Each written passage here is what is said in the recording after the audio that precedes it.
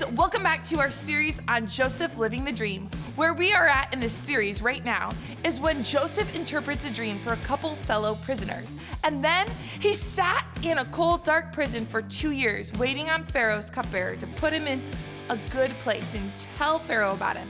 But all the while, nothing happened while he waited. It would have been easy for Joseph to think that God had forgotten all about him, but Joseph knew that God had promised to take care of him. He trusted God through it all, and ultimately, God came through. Our friend Boudreaux will explain a little bit more.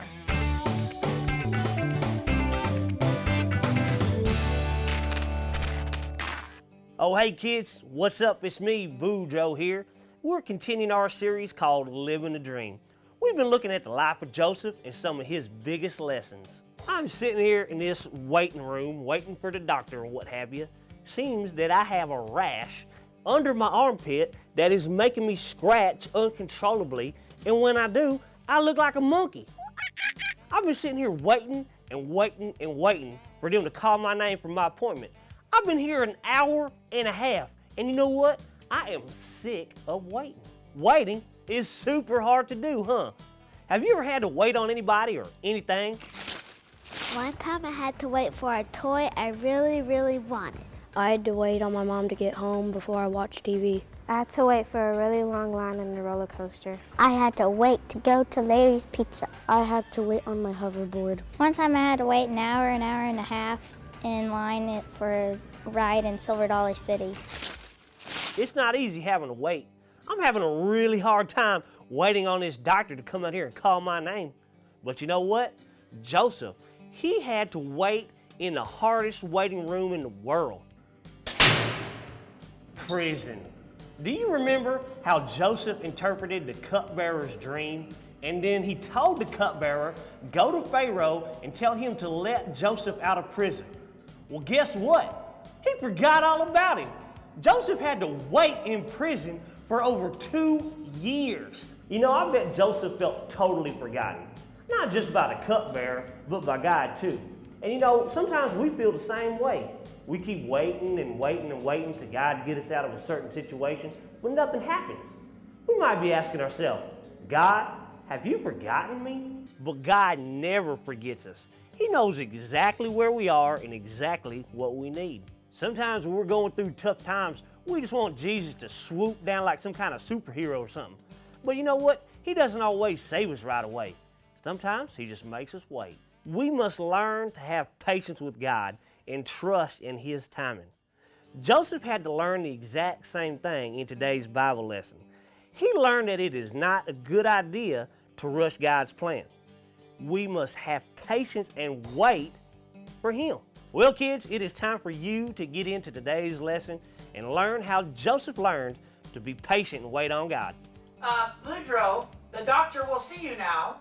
Well, kids, I gotta go. Until next time, sit back and relax and keep living the dream.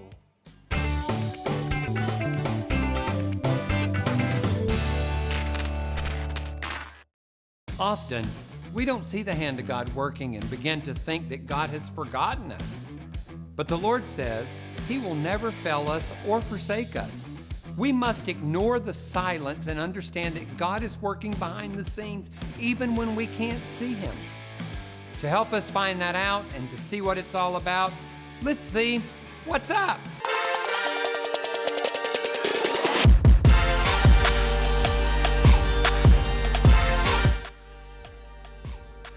Oh, hello. Who are you? I don't know where I am because I forgot. Oh, I remember. I'm at Brightmoor Kids. You know who doesn't forget? You or me? God.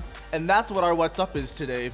God will never forget you. Unlike me, who sometimes I forget things. It might be because this hat is too tight. It might be because I have a bad memory, but I forget. But you know who will never forget you? God. So let's this is our What's Up. Let me say it again.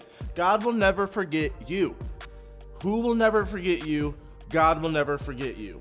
Who will never forget you? Us, anyone, God. Okay, we're gonna see who can do it the loudest between the boys and the girls. It's a really easy one, so let's have the girls stand up first. I wanna make sure every single girl is on their feet. So y'all are on your feet. I'll give you 3 seconds. 3, 2, 1. All right, girls are standing. You're gonna repeat after me as loud as you can. And the team who's the loudest, the girls or the boys, Elizabeth, she's got some things for you. Okay, are you ready? On the count of 3, repeat after me. 3, 2, 1. God will never forget you. Great job, girls. Boys, it's time for you to stand up, repeat after me. Girls, sit down, boys, stand up. Remember, Elizabeth has a something. She's got something, I guarantee it. Ready? Count of 3, make sure all of you are standing. 3, 2, 1. God will never forget you. Forget you. Great job, boys. All right, everybody stand to your feet. Stand to your feet. I guess we'll determine who won in real life, but right now I need everybody to stand to your feet and repeat after me on the count of 3. 3, 2, 1. God will never forget you. And that is our What Is Up.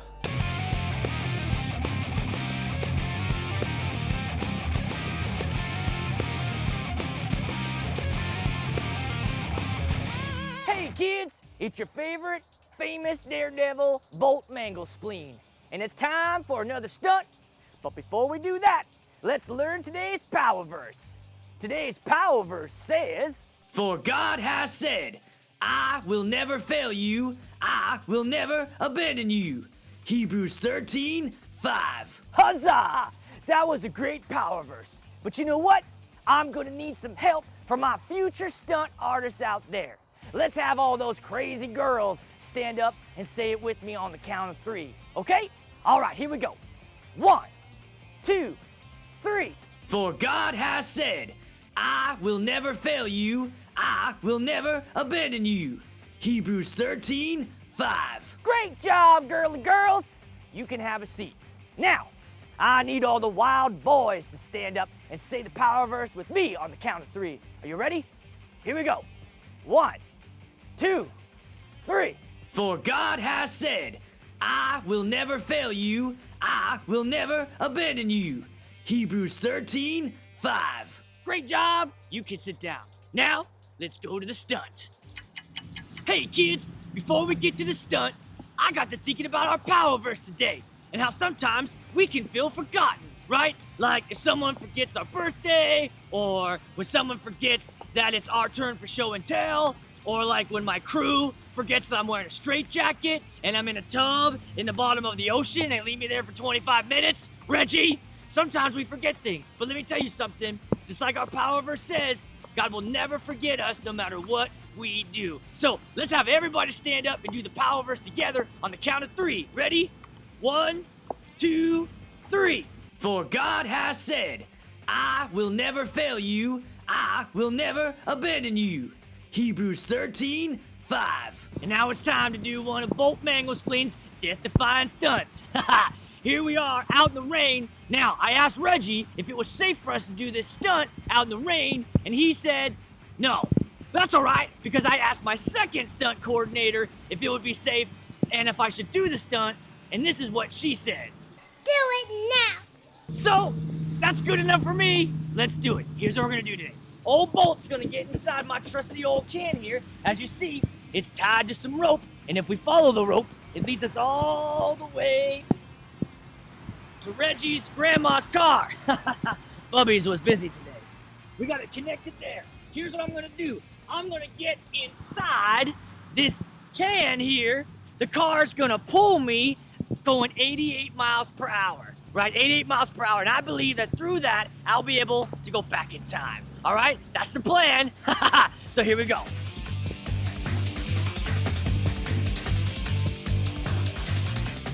Safely inside the bucket.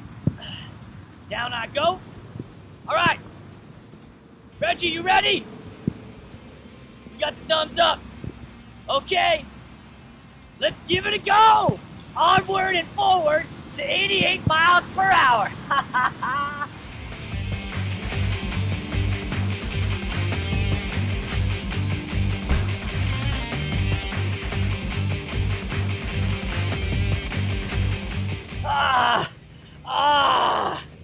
Oh, the future hurts. The future hurts. But we have arrived. Another successful stud bolt mango spleen. I'll see you guys next week. I sure hope they have hospitals in the future.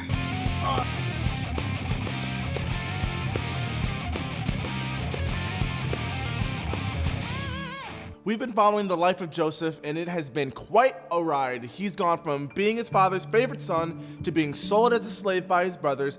Then he went from being a slave to being a prisoner in jail for a crime he didn't commit. Things were starting to look up for him, though. Remember how Joseph interpreted the cupbearer's dream and told him to be sure to mention Joseph to Pharaoh when he got out of prison? Well, sadly, the cupbearer didn't do that. He completely forgot about Joseph. Joseph waited in that prison for 2 years. That's a long time. That's 24 months. That's 730 days. That's 17,520 hours he had to wait. That must have been tough for him. Even though the cupbearer had forgotten him, God hadn't forgotten him. Joseph didn't know it, but the whole time he was waiting, God was working behind the scenes to make some amazing things happen. God got the cupbearer appointed back to his place in Pharaoh's court. One night, Pharaoh had a dream. He couldn't figure out what the dream meant. Pharaoh got all of his smartest advisors together and asked them, "Can anyone tell me what my dream means?" None of them could figure out what the dream meant. Suddenly, the cupbearer in Pharaoh's court remembered Joseph. He told Pharaoh that Joseph could interpret his dreams. Pharaoh sent for Joseph to be brought from prison to interpret the dream. Joseph heard the dream and told Pharaoh what it meant. He said, "There will be 7 years of blessing. Then there will be a great famine. If you save food before the famine, Egypt will be safe from the famine." Pharaoh was so amazed at Joseph. He decided to put Joseph in charge of collecting the food during the years of blessing and distributing it during the famine years. He said, "No one is as wise as you, Joseph. I will put you as second in command in Egypt. Only I will have more power than you." Isn't that amazing? God came through for Joseph in a big way. It may have seemed like he had been forgotten, but he was not forgotten by God. In your lesson today, you are going to learn how to handle it when it feels like you've been forgotten.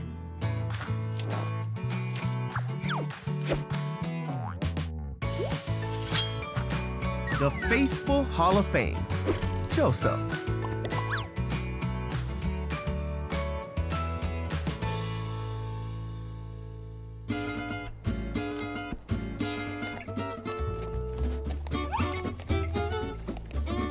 This is Joseph, who was the son of Israel and Rachel. He was his father's favorite, so his brothers hated him and sold him into slavery. You see, Joseph was taken to Egypt, and Potiphar, one of the Pharaoh's officials, bought him for his household.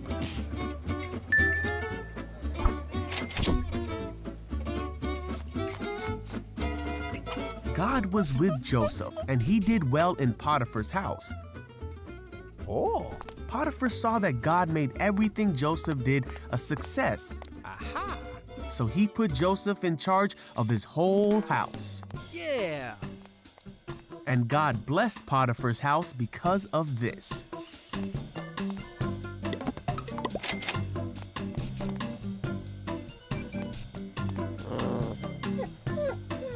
Potiphar's wife saw how well Joseph was doing in the house, and she wanted to make him do bad things.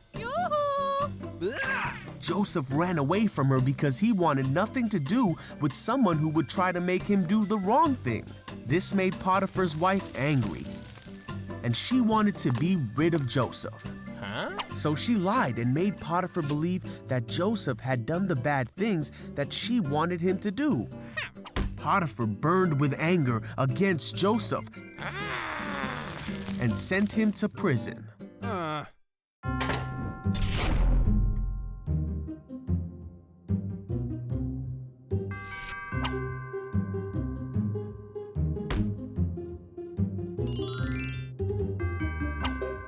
While Joseph was in prison, again, he did well, and the warden soon made him responsible for all that was done there. God was with Joseph and gave him success in whatever he did. When 2 full years had passed, Pharaoh was having unsettling dreams. Pharaoh did not understand his dreams, so he sent for Joseph. Hey. Pharaoh asked Joseph to tell him the meaning of his dreams. With God's help, Joseph told Pharaoh that the dreams told of what could come in the future, and he explained all the dreams to the Pharaoh. Pharaoh believed that what Joseph was saying was true. He trusted Joseph as a wise man, and he put him in charge of the land of Egypt, of Pharaoh's palace, and of all his people.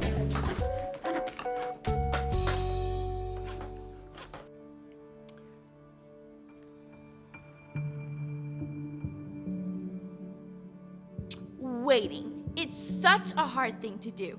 Not just waiting on Christmas, our birthday, or someone to come pick us up. Sometimes we have to wait on God. That can be very hard. Have you ever prayed for something and had to wait for it to happen? I wanted to have my own dog since I was 10 years old. I waited for a dog and waited and waited. And now I have my own mini golden doodle. Her name is Hazel. It took prayer, time, waiting, money, and finally the yes to being able to get her.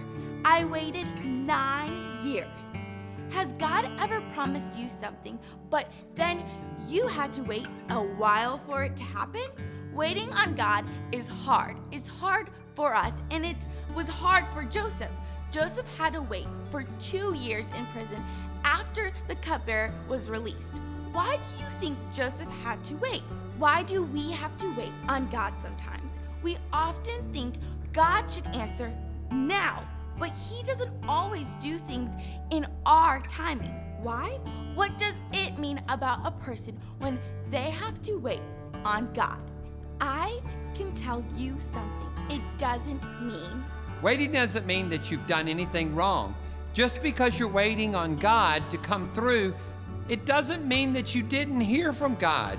It doesn't mean that you have done something wrong. Often people don't get an answer to prayer right away, and they begin to think that God is mad at them. They think that they've done something wrong and that God is punishing them. Had Joseph done anything wrong? No! He hadn't.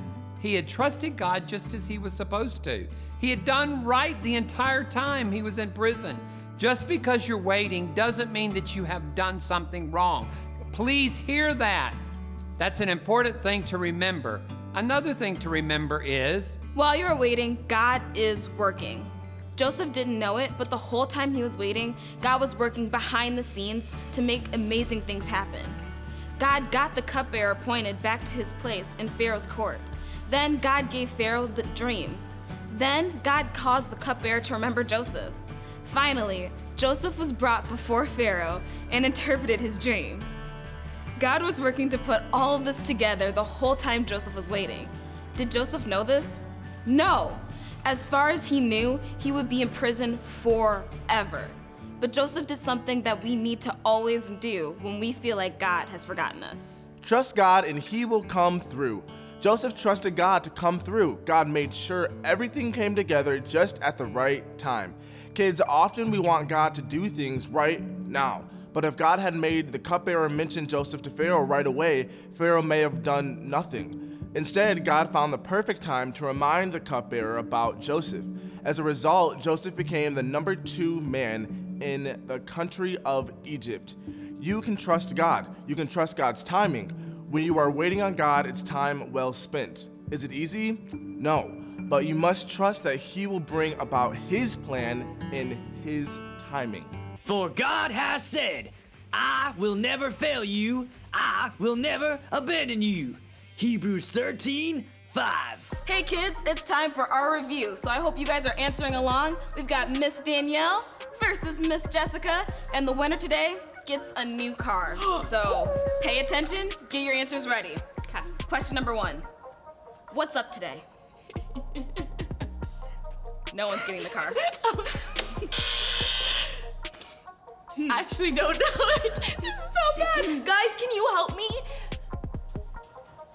Oh, and I think I heard an answer from out there, and it said, God will never forget you. You guys got it. All right, off to a start. Not a great one, but definitely a start. Question number 2. I'm a little forgetful, you know. Yeah. God will never forget you, though. Facts. Question number 2. How long did Joseph have to wait in prison? It was 1 year or 2 years? I need one or the other.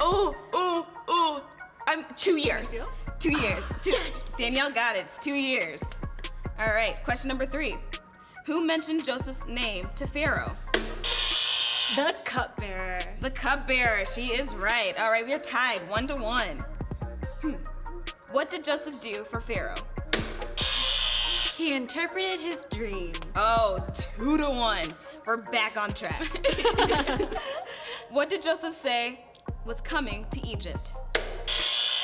A famine. Exactly. We're tied. Yes, the score is tied. How did Pharaoh reward Joseph? Put him in charge of everything? Or put him in second in command. Okay, yep. You guys kind of work together on that one, so I'm gonna point? Half point? Yeah, half point. Half point. We're still tied.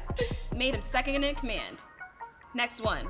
According to our lesson today, waiting doesn't mean you've done anything blank. Wrong. Exactly. Jess takes the lead. According to our lesson today, while you are waiting, God is blank. Working behind the scenes. Working behind the scenes. Oh, she got it. While you are waiting, God is working. According to our lesson today, blank God and he will come through. Trust God? Trust God and he will come Wow, through. you're on a roll. You know what? This last one, worth 20 points. Okay, let's go! Where was our power verse found? Hebrews 13:5. Hebrews 13:5. Danielle takes it. That was a great game, guys. I hope you guys were answering along, and you guys get to figure out amongst yourselves who gets to keep the car. Bye!